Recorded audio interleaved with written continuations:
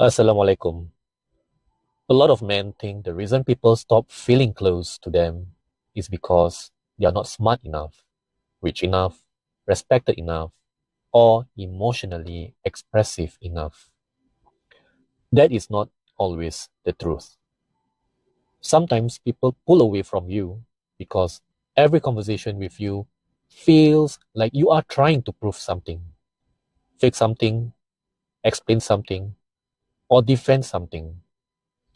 And people can feel that. If you are a Muslim man rebuilding after divorce, trying to become more grounded as a father, more trustworthy as a husband, and more prepared for a future wife, download the Muslim Man Rebuild Playbook, 30-minute comeback protocol in the description. It is a practical reset for men who feel mentally noisy, emotionally reactive, physically off, and spiritually distant. It helps you stop the spiral, reset your body, and reconnect with Allah with structure. The hard truth is this: you are not always listening. Sometimes you are just waiting for your turn to defend yourself. And that one habit that will quietly damage your marriage, your fatherhood, your friendships, and your future. A man coming out of heartbreak, divorce, or emotional instability often starts performing without realizing it. He performs strength, logic, leadership, value, composure. But presence is different. Presence does not rush to fix. Presence does not need to win the emotional moment. Presence does not panic when someone disagrees. A lot of men think leadership means controlling the direction of every conversation. It doesn't. Sometimes leadership is being regulated enough that the other person feels safe enough to keep speaking. That matters as a husband, as a father, and as a man rebuilding for a future wife, because if you do not fix this now, you will carry the same poison into the next relationship with nicer clothes, more money, and the same emotional weakness. And the weakness is not tears. The weakness is you cannot stay still when your ego feels touched. That is why you interrupt, you over explain, you jump in with solutions. That is why you try to sound smart, funny, calm, reasonable, noble. But underneath all of that, you are not connected. You are performing. I saw this in myself with a very good friend of mine. He had a strong opinion about wealth growth and wealth management. Instead of just hearing him out, I started defending my own strategy. I over-explained. I tried to justify myself. I even tried to make the moment lighter. I was trying to get him to see my side. But he did not need my performance. He needed space to speak. Nothing dramatic happened. That is the scary part. He just said he would think about it. And I walked away feeling needy. That was the lesson. I thought I needed to convince him. Actually, I needed to listen and let him finish. The moment you need to prove yourself, you stop being present. And once you understand that, you start seeing how much damage this creates at home. Because the people closest to you do not mainly suffer from your bad intentions. They suffer from your inability to stay calm when the moment is not going your way. As a husband, you may think, but I'm explaining myself. As a father, you may think, but I'm teaching my child. Maybe, but what are they feeling while you do it? Are they feeling safe, or are they feeling pressure? Or are they feeling heard? Or are they feeling managed? Are they feeling your steadiness or your agenda? This is where many men get it wrong. A wife does not only respond to the logic of your words. A child does not only respond to the correctness of your instruction. They respond to your state. If your wife speaks and your first instinct is to correct, defend, justify, or win, she will feel alone even while talking to you. If your child speaks and your energy is tense, impatient, or too intense, your child may obey you but still stop opening up to you. That is not leadership. That is emotional pressure wearing the costume of leadership. And this is where husnul khuluq matters. Good character is not being polite when life is easy. Good character is what comes out of you when your ego is poked, when your opinion is challenged, when your authority is not instantly accepted. That is adab. That is sabar.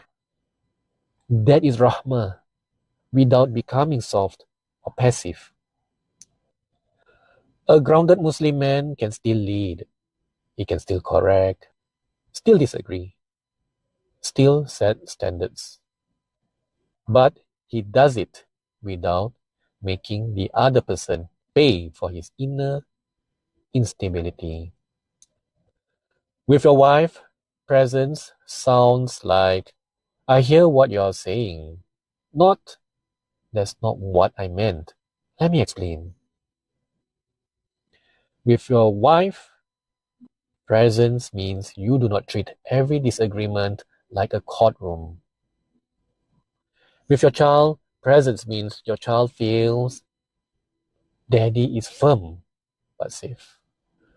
And not, I need to get this right as fast as I can before daddy gets tense. Children remember your emotional climate more than your lecture. People do not feel loved by your intentions. They feel loved by your presence. Now the hard part. Because every man likes the idea of presence, very few men are disciplined enough to practice it when they feel disrespected, rushed, ignored, or misunderstood. That is where the rebuilt man is different.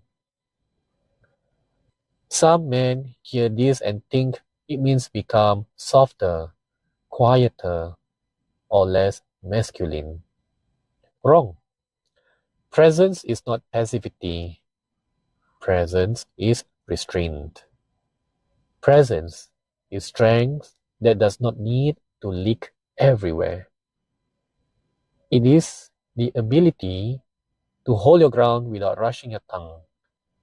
It is the ability to hear something uncomfortable without immediately reacting from your nerves. It is the ability to let silence sit there without trying to rescue yourself from discomfort.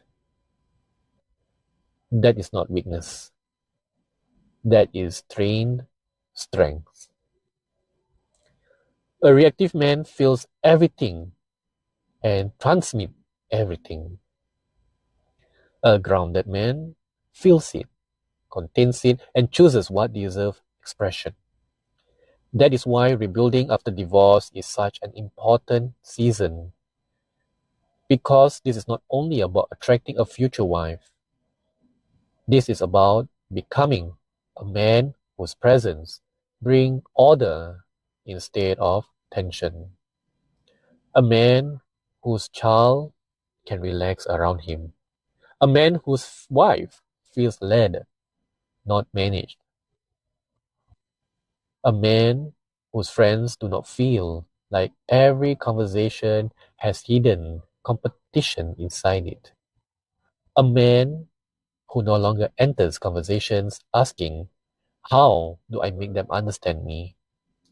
But instead ask, how do I stay present enough to understand what is happening here?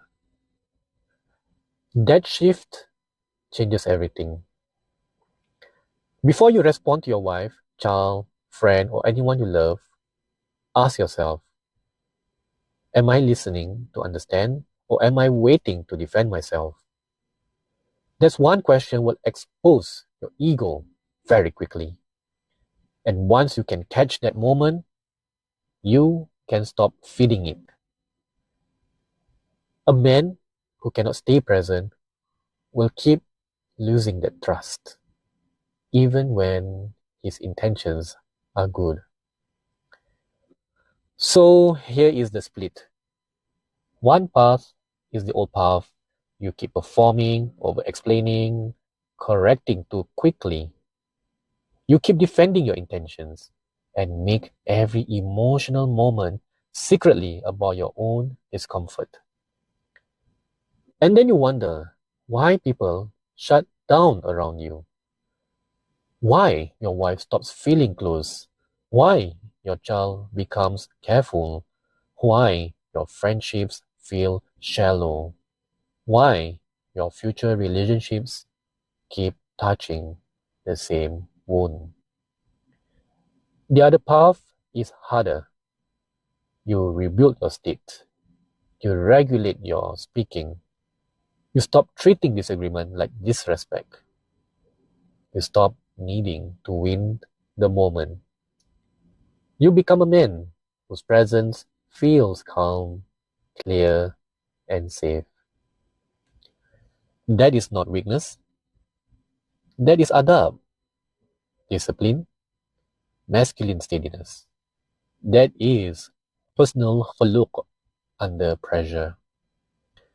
The rebuilt Muslim man is not the loudest man in the room. He is the man who can stay present when his ego wants to perform. If that hit you, download the Muslim Man Rebuild Playbook. It's a 30-minute comeback protocol from the description.